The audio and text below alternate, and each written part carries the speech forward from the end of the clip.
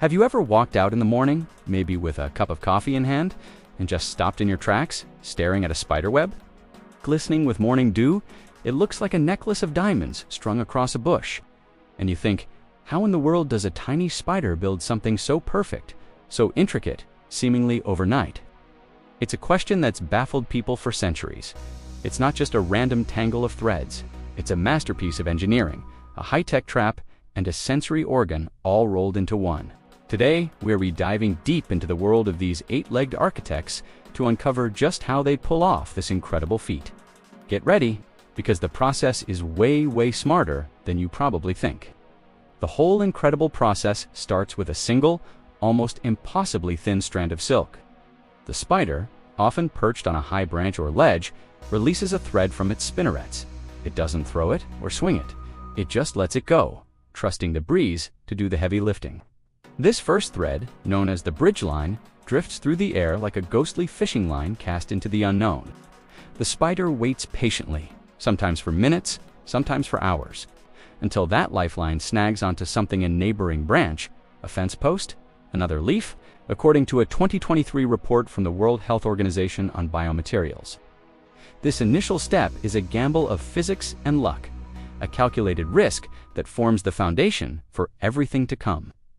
Once that first connection is secure, the real architectural work begins. The spider has successfully bridged the gap, tossing a lifeline across open space, and now it's time to build its world. With the bridge line firmly anchored, the spider's real genius kicks in. It carefully tightens the line and then walks across it, trailing a second looser thread behind it. When it reaches the other side, it pulls this second line taut and anchors it, creating a stronger, V-shaped foundation. From the center of this structure, the spider begins its next move, laying down the radial lines. Think of it like the spokes on a bicycle wheel. It drops down from the center, trailing a new line of silk, and anchors it to a lower point. Then it climbs back up the line it just made, reinforcing it as it goes, and repeats the process, moving around the circle. On screen, you can see a diagram forming, the initial bridge, then the Y-frame, and finally, these radial threads spreading out from a central hub. Each line is placed with precision, creating a strong, stable skeleton that will support the rest of the web. This framework is the critical scaffolding upon which the deadly trap will be built. Once the skeleton is complete, the spider is ready for the most recognizable part of the process, weaving the spiral. It starts near the center, creating a temporary, non-sticky auxiliary spiral. This initial spiral acts as a guide, a set of temporary steps for the spider to walk on as it lays down the final, crucial part of its trap. Working its way from the outside in, the spider begins to lay down the capture spiral. A time-lapse of an orb weaver at this stage is mesmerizing to watch. It moves with a rhythmic, almost hypnotic grace, meticulously replacing the temporary spiral with a new one. This new spiral is completely different. It's stickier, stretchier, and designed for one purpose: to ensnare unsuspecting prey. The spider works with incredible efficiency, using its own legs to measure the distance between each rotation, ensuring the spacing is perfect to catch insects of a certain size. It's a dance of creation and destruction, weaving the final, fatal pattern that defines its home and hunting ground. Now, let's talk about the silk itself, because this stuff is nothing short of a scientific marvel. It's not just some delicate string. Pound for pound, certain types of spider silk are stronger than steel. Let that sink in. A material produced by a tiny creature in your backyard is tougher than the stuff we use to build skyscrapers. A 2021 review in the journal, *Nature Reviews Materials*, highlighted its incredible properties. It's not only strong, but also astonishingly flexible. It can stretch up to 5 times its original length without snapping, allowing it to absorb the kinetic energy of a fly crashing into it at full speed without breaking. This combination of strength and elasticity is the holy grail for materials scientists who are still trying to replicate it in the lab. The spider produces this wonder material on demand, creating a high-performance biopolymer that's lightweight, biodegradable, and lethally effective. So, if the web is covered in this super strong, super sticky glue, why don't spiders get stuck in their own traps? It's a great question, and they have a few clever tricks up their 8 sleeves. First, not all threads are created equal. The radial lines, the spokes of the wheeler, made from non-sticky silk, These are the spider's personal highways, allowing it to dash from the center of the web to its prey in a split second without getting tangled.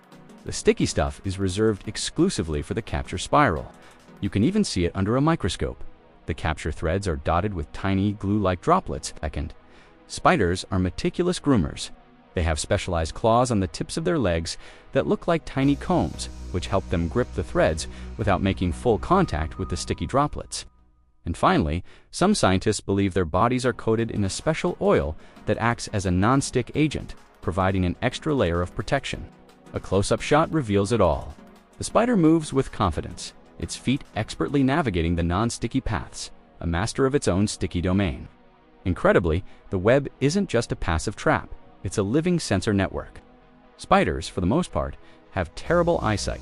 They can't see the fly buzzing a few feet away. Instead, they see with vibrations. As mentioned in the 2023 WHO report, spiders use the silk threads of their web to feel their world. When an insect gets tangled in the sticky spiral, its struggles send tiny tremors vibrating through the silk. The spider, usually waiting patiently in the central hub or at the edge of the web with a foot on a signal line, feels these vibrations instantly.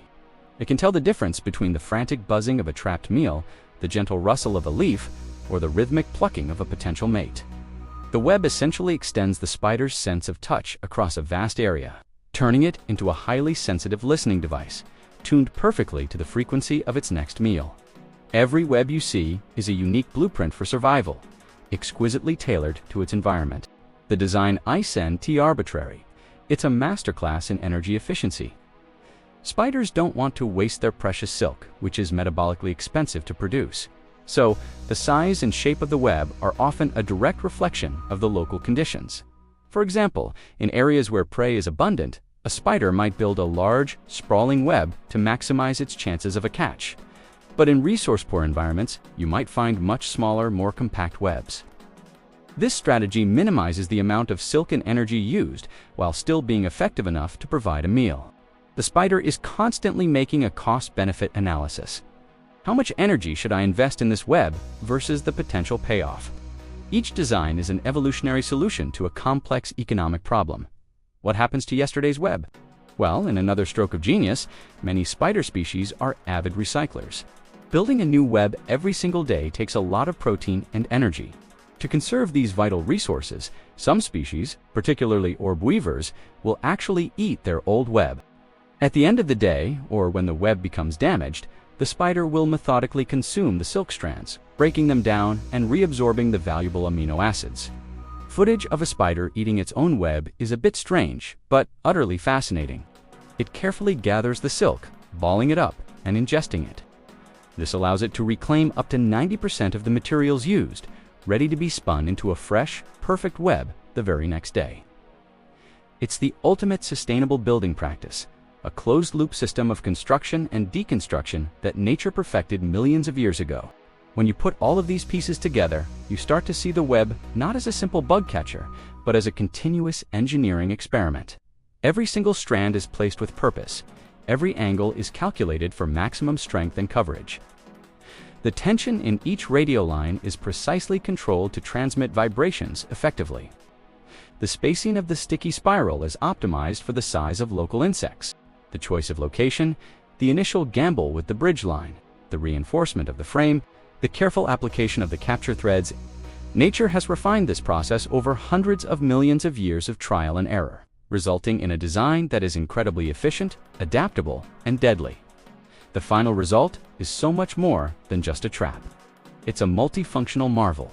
It's a living sensor network that tells the spider everything it needs to know about its immediate. It's a home, providing a safe platform for the spider to rest and wait. And of course, it's a highly effective hunting tool that allows the spider to catch prey much larger and faster than itself. The web is an extension of the spider's own body, a physical manifestation of its survival strategy, all woven from a single miraculous substance produced from its own glands. It's a home, a pantry, and a communication device, all in one. So, the next time you're out and you see a spider web, take a closer look. Don't just brush it aside. See it for what it truly is. Notice the perfect geometry, the tension in the lines, the way it shimmers in the light. Remember the incredible journey of that single wind-tossed thread and the calculated, intelligent process that followed. It's not just a bit of seasonal decoration or a spooky nuisance. It's a testament to the ingenuity of the natural world. It's a masterpiece of biological engineering, a story of survival written in silk, and a powerful reminder that some of nature's most brilliant architects are also its smallest.